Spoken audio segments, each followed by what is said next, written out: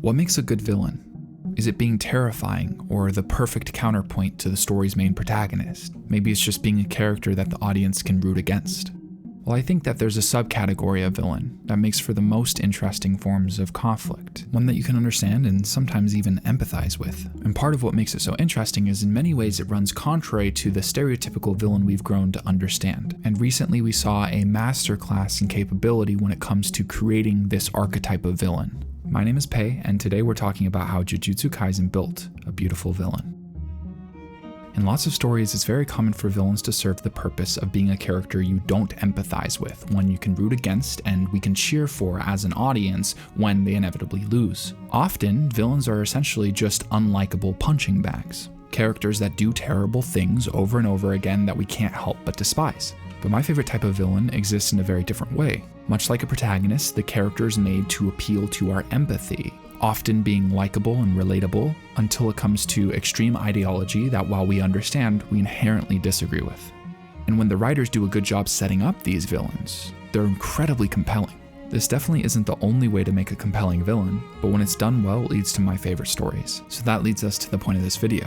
How do you take a character that in season 1 was introduced as a villain that is vile, off-putting, and someone we inherently want to root against? Essentially starting as that first villain archetype I was talking about, but in season 2, the story dives into their origin, the reasons for their actions. And suddenly, while this character at first seems so simple, you realize they're incredibly complex. Man, if someone did that really well, you'd probably end up with a really good show. Jujutsu Kaisen is that really good show. Part of the reason I think it works so well is its characters. It feels like a lot of the main casts are all given their moment and their story. Jujutsu Kaisen is doing what a lot of other successful shonens have done, which is making an incredibly likable, interesting ensemble cast. I think a majority of the characters in this show are really well made, especially anyone who takes up a lot of screen time. There was a lot of thought and effort put into these characters, and season 2 so far has made that abundantly clear. Not only with audience favorite Satoru Gojo, but also the unsung hero, or more accurately the unsung villain, Suguru Geto. Right, that's the reason we're here. When we talk about terrifying villains that are easy to hate and root against, someone who repeatedly does terrible things, one that's a remarkable counterpoint to a major player in the story, well, you get all of Suguru's minions from season 1. And while Suguru is all of those things, season 2 of Jujutsu Kaisen has shown us that he's so much more. His origin story is incredibly compelling and the best I've seen in a while. So now it's time for a spoiler warning, up till season 2 episode 5 of Jujutsu Kaisen. So let's answer that question. What broke Suguru Geto? I didn't know what to expect when I first hopped into season 2 and realized that it was going to be another prequel like the movie, this time following the origin of our teacher and villain. And pretty immediately the chemistry was remarkable, the animation, even with some pretty drastic changes, is beautiful, and more than anything the story was very compelling. The more we had an opportunity to interact with Satoru and Suguru, the more I wondered how we got to where we were in the present timeline.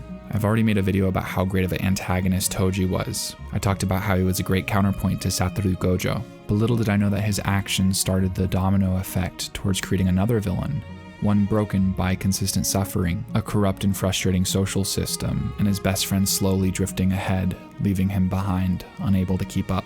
Because the domino effect did something that was very hard. It created a monster, one that you can understand but still disagree with. It created the empathetic villain. I loved the first season of Jujutsu Kaisen a lot, but it's very hard to maintain that level of quality. But something that's so amazing about season 2 is the story is so much better with this understanding of Suguru. It felt like it took a barrage of things going wrong for Suguru to fall apart.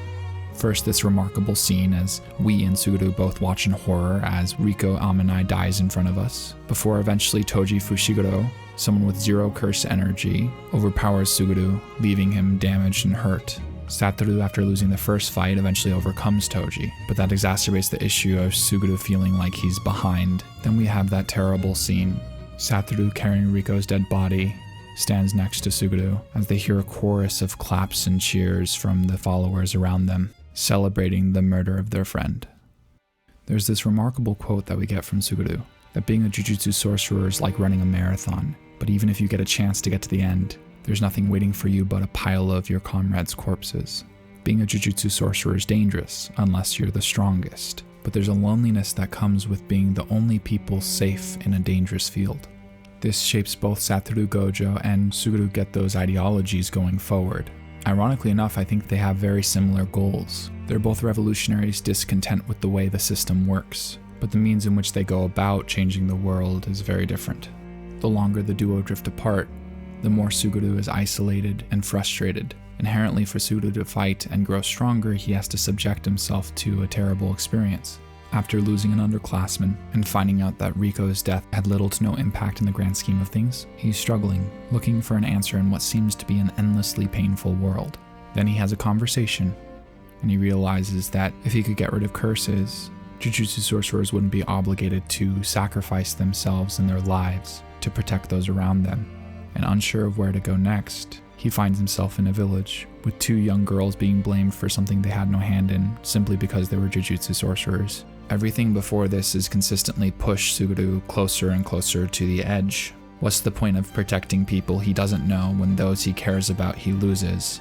Why are sorcerers put in unwinnable situations? Because once you know the truth, you can't be blissfully ignorant. And now children, completely unaware of the circumstance around them, are being blamed for something out of their control. Not only that, but something that they aren't responsible for. This is the moment where Suguru Geto broke. Because when something seems hopeless, people will attach to any solution, even terrible ones. It feels like there are more good stories now than ever, and sometimes one of the most compelling parts of stories is character dynamics. And this classic trope of the differing revolutionaries, people with fundamental differences, both trying to make the world their idea of better, one much more violently than the other. It's often been overused, but in this case it works so well. Because once again, Jujutsu Kaisen is doing something I've consistently praised it for. Taking old, worn-out tropes, embracing them, and making them unique or better. Suguru was a missing part from a remarkable story that I didn't know I needed, one I actually didn't even notice wasn't there in Season 1, because the other villains and antagonists in the story have been scary. They fill the role I most often expect a villain to fill, especially in shows like shonens. But for me, this show is showcasing a level of depth that makes for one of the most engaging modern pieces of media. I might be romanticizing it, and maybe I'm wrong. It might get worse. But so far I'm blown away. And part of what's making it so special is one of the more remarkable ensemble casts I've seen in a long time, where everyone's fighting for what they believe in. Because I think most people don't see themselves as the villain, but humanity's full of people causing harm. And when a character like Suguru comes along, it makes for a remarkable story. Thanks. I'm making the push for monetization, and I already have all the watchtowers, so I just need 1,000 subscribers. So if you're enjoying these videos or like my videos in general, please consider subscribing.